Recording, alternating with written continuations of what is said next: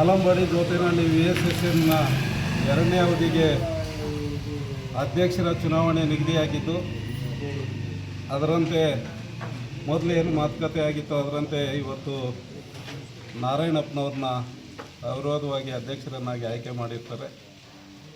ಇದಕ್ಕೆಲ್ಲ ಸಹಕರಿಸಿದಂಥ ಎಲ್ಲ ನಿರ್ದೇಶಕರು ಮತ್ತು ನಮ್ಮೆಲ್ಲರ ನೆಚ್ಚಿನ ಶಾಸಕರು, ಅಭಿವೃದ್ಧಿ ಅಧಿಕಾರರಾದಂಥ SN ನಾರಾಯಣಸ್ವಾಮಣ್ಣ ಅವರ ಒಂದು ಮಾರ್ಗದರ್ಶನದಲ್ಲಿ ಈ ಒಂದು ಅವಿರೋಧ ಆಯ್ಕೆ ನಡೆಯಲು ಅವಕಾಶವಾಗಿರ್ತದೆ. ಮೂರನೇ ಅವಧಿಗೆ ಸುರೇಶ್ ಅವರನ್ನು ಈಗಾಗಲೇ ನೇಮಕ ಮಾಡಿದ್ದಾರೆ.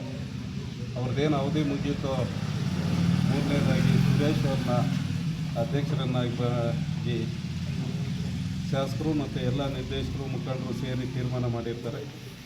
ಇವತ್ತು ಏನು ಅಧ್ಯಕ್ಷರಾಗಿದ್ದಾರೋ ನಾರಾಯಣಪ್ಪನವರು ಎಲ್ಲ ನಿರ್ದೇಶಕರನ್ನು ಒಟ್ಟಾಗಿ ತೊಗೊಂಡು ಹೋಗ್ಬೇಕು. ಯಾವುದೇ ಪಕ್ಷ ಭೇದ ಜಾತಿ ಭೇದ ಮಾಡದೆ ಎಲ್ಲರನ್ನೂ ಅವರು ಎಷ್ಟು ದಿವಸ ಅಧಿಕಾರದಲ್ಲಿರ್ತಾರೋ ಅಷ್ಟು ದಿವಸ ಎಲ್ಲರನ್ನೂ ವಿಶ್ವಾಸಕ್ಕೆ ತಗೊಂಡು ಜೊತೆಯಲ್ಲಿ ಕರ್ಕೊಂಡು ಹೋಗಬೇಕು.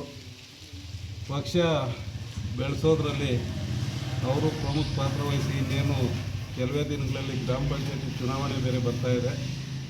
ಅದರಲ್ಲೂ ಕೂಡ ಇದೇ ರೀತಿ ಒಗ್ಗಟ್ಟನ್ನು ತೋರಿಸಿ ಎಲ್ಲ ಆಲಂಬಾಡಿ ಜೋತ್ನಹಳ್ಳಿ ಗ್ರಾಮ ಪಂಚಾಯತಿ ಏನಿದೆಯೋ 18 ಗ್ರಾಮ ಪಂಚಾಯತಿ ಸದಸ್ಯರಿದ್ದಾರೆ. ಎಲ್ಲರನ್ನೂ ಗೆಲ್ಲಿಸ್ಕೊಬರೋಂಥ ಜವಾಬ್ದಾರಿ ನಾರಾಯಣಪ್ಪನವರು ಇದ್ರ ಮೇಲೆ ಕೂಡ ಇವತ್ತು ಇರುತ್ತೆ